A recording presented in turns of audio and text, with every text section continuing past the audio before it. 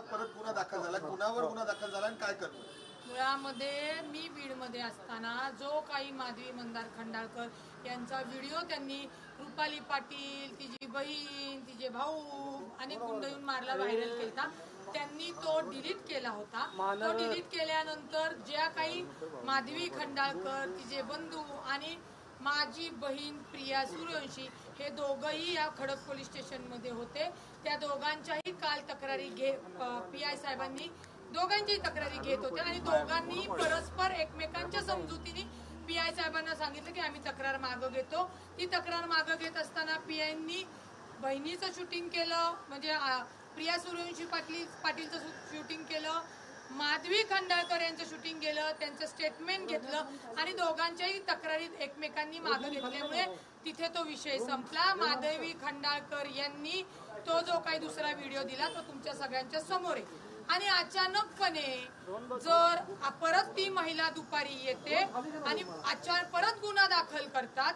आता मला वाटलं जर परत गुन्हा दाखल केला असेल आणि जर त्याच्यामध्ये माझं नाव आहे असंच मला मीडियाचे जे आमचे सहकारी बंधू बाईट घेत होते त्यांनी सांगितलं रुपालीसह 4 जणांवर अटक, गुन्हा दाखल.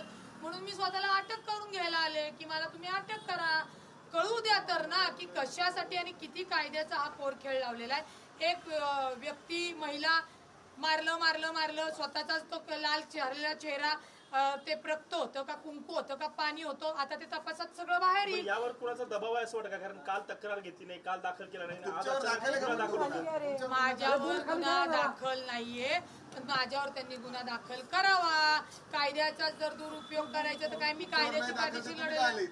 माझ्या फॅमिलीवर जर विनाकारण खोटा गुन्हा दाखल करत असेल आणि आमच्या लोकांची सुद्धा तक्रार घेतली नाही तर आज त्यांनी ज्या पद्धतीने येऊन गुन्हा दाखल केलाय तर जो गुन्हा माझ्या बहिणीने मागे घेतला होता समजुतीने तोही गुन्हा दाखल करून घेणं त्यांचं काम आहे आणि तो गुन्हा मी दाखल करून घेणार. तुम्ही आतमध्ये आल्यानंतर रुपाली चाकणकरांचं नाव घेतलं, त्यांच्या दबावामुळे हे सगळं मी राजी. अरे तोंडावर येतोय, बूम खाली घ्या, सगळे बूम खाली घ्या. रुपाली चाकणकरांनीच माधवी मंदार खंडाळकरचं प्रकरण घडवून आणलेलं आहे.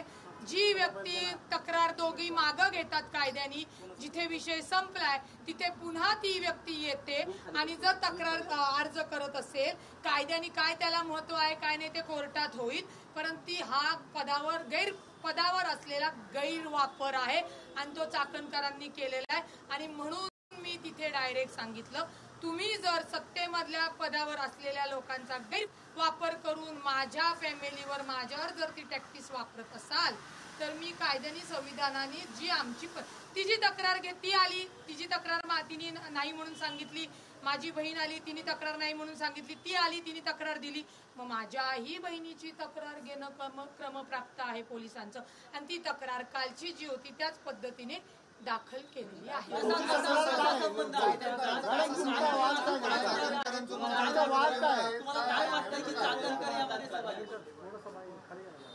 मी हो माझ्याच पक्षात आणि त्याच्याही पेक्षा हो तेच सांगते. राज्य महिला आयोग रुपाली चाकणकर 2019ला राष्ट्रवादी काँग्रेस पक्षाच्या शहर अध्यक्षा होत्या.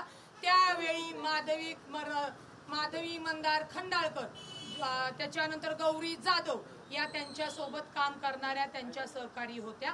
हे जे त्यांचे महिलांना त्रास देणं, खोट्या व्हिडिओ तयार करणं, ह्या सगळ्या मॅनिप्युलेट करण्याच्या ज्या काही गोष्टी आहेत या चाकणकर खूप शिफारशीने दिसली मला आत्ताच्या ह्याच्यात विथ पुराव्यासह त्या सापडल्या.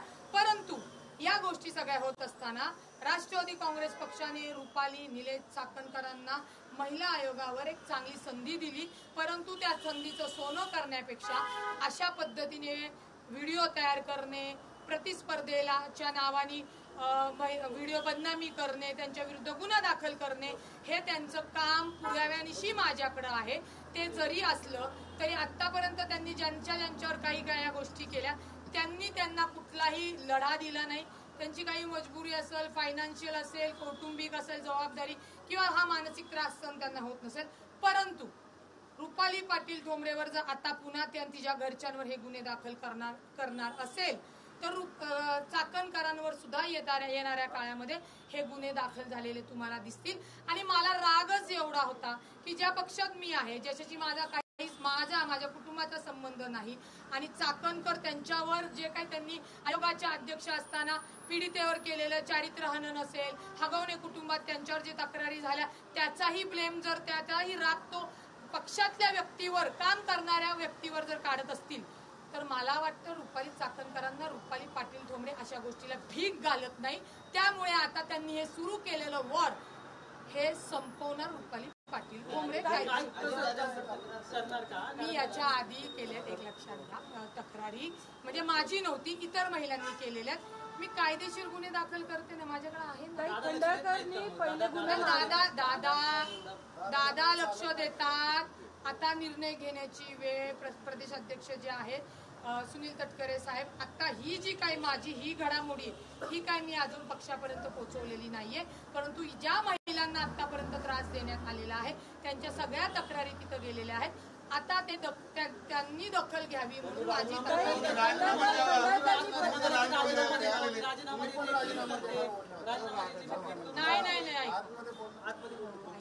त्याच्यावेळी माझ्यासोबत TV9चे धायगुडे सोबत आलते.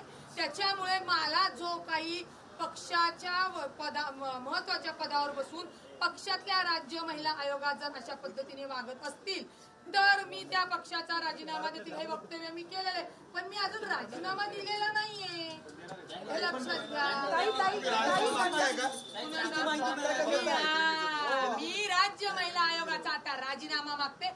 जे राज्य महिला आयोगावर काम करू शकत नाही, जे प्रदेश अध्यक्ष असून सुद्धा महिलांना पद काढून घेत असेल त्यांचा राजीनामा.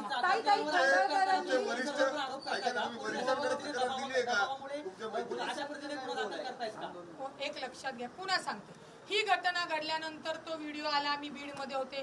ती जी घटना काय होती की रुपाली पाटील आणि तिच्या भगिनी मावशी, आत्या, काका, मामा, आजी सगळे येऊन मला मारतात. मी इथे होते का? तर मी नव्हते. इथंच पहिल्यांदा त्यांचं खोटं पकडलं गेलं. चाकणकर खंडाळकराला सांगायला विसरले असतील की रुपाली पाटील ठोंबरे पुण्यात नाहीये, तू हे उद्या कर. त्याच्यामुळे तो डाव फसला. तो फसल्यानंतर तिच्या फॅमिलीतले म्हणजे मंदार खंडाळकर यांच्या फॅमिलीतले रणधीर हे सगळी फॅमिली आली आणि त्यांनी मी काल नसताना इथे दोन्ही परिवारांनी परस्पराच्या संमतीने कोणाचाही दबाव नसताना गुन्हा मागं घ्यायचं म्हणून ठरवलं. माझी बहीण गुन्हा मागं घेत नव्हती, कारण का माझ्या बहिणीला मयूर रणधीर आणि मनीष रणधीर यांनी अक्षरशः नको त्या जागेवर बुक्की मारून धक्काबुक्की केलेली आहे, लज्जा उत्पन्न केलेली आहे.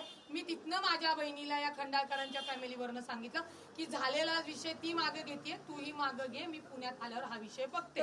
विषय हा संपल्यानंतर आज पुन्हा मला वाटतं माधवी मंदार खंडाळकर आल्या आणि त्यांनी काय आता ती सूत्र कुठं हल्ली ती मी आता शोधून काढते. माझ्या चिडण्याचं कारण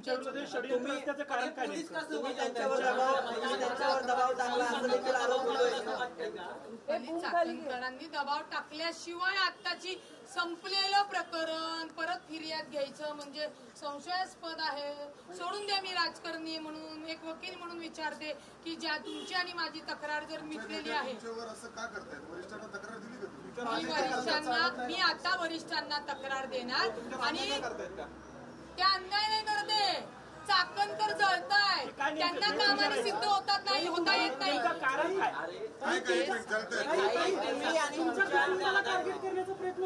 लक्षात घ्या, काल डॉक्टर संपदा मुंडे या पीडिताच्या कुटुंबाला जे राज्य आयोग महिलांनी भेटायला जायचं होतं ते न जाता त्यांनी त्यांचं चारित्र्यहनन केलं. संपूर्ण महाराष्ट्रातनं त्यांच्यावरती टीका झाली आणि मी तिथं गेले आणि माझ्याकडे त्या लोकांनी ज्या पद्धतीने तक्रार केली ती तक्रार थेट अजितदादांपर्यंत पोहोचवली. याचा प्रचंड राग चाकणकरांना आलेला आहे आणि मग त्यांनी दाखवलं, कारण का त्यांचं याच्या आधीचं स्टेटमेंट आहे की मी याची विकेट काढली, मी त्याची विकेट काढली, आता मी यांची काढते. तर त्यांना मला तुमच्या माध्यमातून सांगायचं, विकेट काढणं एवढं सोपं नाही चाकणकर बाई. आता थेट गाठ तुमची माझ्याशी आहे. मी इतक्या दिवस बोलले नव्हते, सुरुवात तुम्ही केली आहे, याचा शेवट रुपाली पाटील. नाही, माझी तर त्यांची राजीनाम्याची मागणी आहे ती आहेच आहे आणि माझी बदनामी केली, माझ्या कुटुंबाची जी काही बदनामी केली त्याच्याविषयी जी कायदेशीर लढा किंवा जी तक्रार करायची ना ती मी पुढे माधवी आता करेन. खंडाळकरांवर तुम्ही दबाव टाकला आणि तो कुठून? माफीनाम्याचा व्हिडिओ बनवायला लावला असा कुठून? त्यांचा आरोप आहे. मी रात्री 2 वाजता आले आणि कुठून दबाव टाकला? मी नसताना मी त्यांना धमकवलं, मी मारलं. मग मी म्हणले ना काल माझ्या लाईव्ह मध्ये की माझ्या आत्म्याने मारलं का? बर पहिला व्हिडिओ आला, दुसरा व्हिडिओ आला, दबाव कुठून टाकला? उचलली जीभ लावली. आधी चाकणकरांना म्हणून ज्या पदावर आहे ना, हा तुमचे मामा पोहोचले होते घरी. बर बर माझे मामा आत्या काका त्यांच्या घरीच पोचायला बसलेले आहेत. पोलीस अधिकारी पण जबाबदार आहेत ना, त्यांनी का दबाव स्वीकारला? कुणी? तुम्ही आता जर विचारलं पाहिजे